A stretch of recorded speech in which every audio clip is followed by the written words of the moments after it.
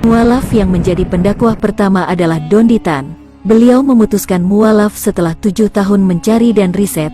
Akhirnya beliau masuk Islam pada tahun 2014. Dia mantap memeluk agama Islam setelah ada keraguan dalam kitab suci agama yang dianutnya dulu.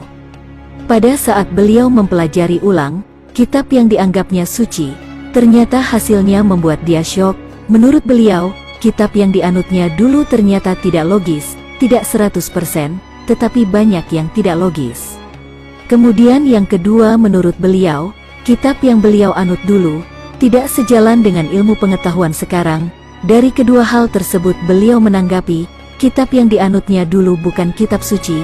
Setelah 7 tahun beliau mempelajari Al-Quran, akhirnya beliau memilih menjadi mualaf, dan sekarang beliau menjadi pendakwah Islam, dan membentengi akidah umat Islam dari kemurtadan.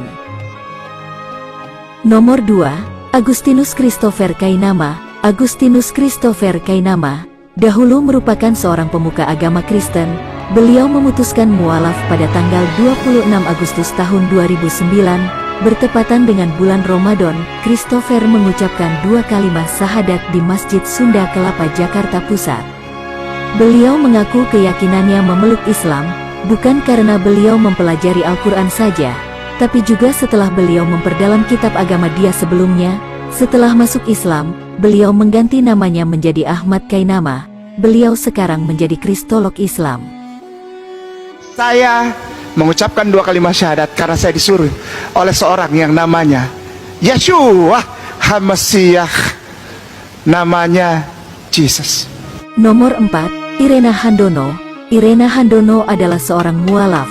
Beliau sebelumnya berasal dari keluarga Katolik yang taat. Irena juga sempat mengikuti sekolah biarawati. Kekagumannya pada Islam muncul saat beliau mempelajari Al-Quran dan Allah Subhanahu wa Ta'ala. Kebiasaannya mengkaji Al-Quran lewat beberapa surat, terus dilakukannya. Sampai beliau menemukan kesimpulan bahwa agama yang benar cuma satu, yakni agama Islam, dan pada usia 26 tahun, akhirnya beliau memutuskan mualaf, dan sekarang beliau menjadi kristologi Islam dan menjadi ustazah. Nomor 5, Felix Xiao. Felix Xiao adalah seorang ustadz dari ateis Tionghoa Indonesia. Ia menjadi seorang mualaf semenjak beliau masih kuliah. Beliau lahir dan tumbuh di lingkungan non-muslim. Beliau mulai mengenal Islam pada tahun 2002 saat masih berkuliah di Institut Pertanian Bogor. Kegagalannya dalam mencari Tuhan dan ketuhanan sudah beliau rasakan ketika duduk di SMP. Saat itu banyak pertanyaan yang mengatung di otaknya dan dia tidak mendapat jawaban. Dari ilmu agama yang ia anut saat itu, beliau mulai memeluk agama Islam pada tahun 2002. Saat itu usianya baru 18 tahun. Meski memiliki orang tua yang beragama non-muslim, kedua orang tuanya mendukung keputusan beliau untuk memeluk agama Islam.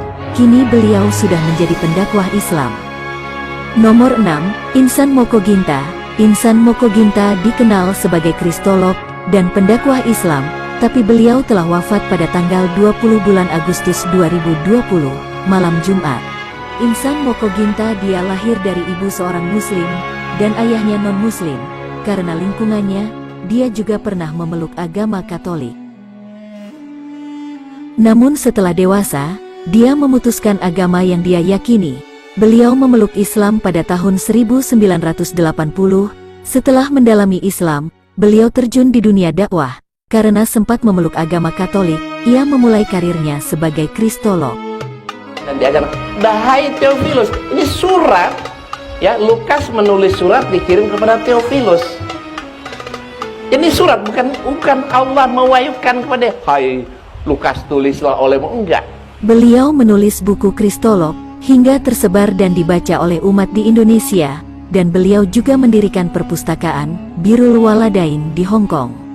Dalam video yang beredar, Ustadz Moko Ginta dikatakan meninggal ya pada malam Jumat dan masih dalam posisi duduk ketika beliau sholat badiah. Masya Allah, semoga Allah mengampuni dosa-dosanya dan menerima amal ibadahnya. Amin.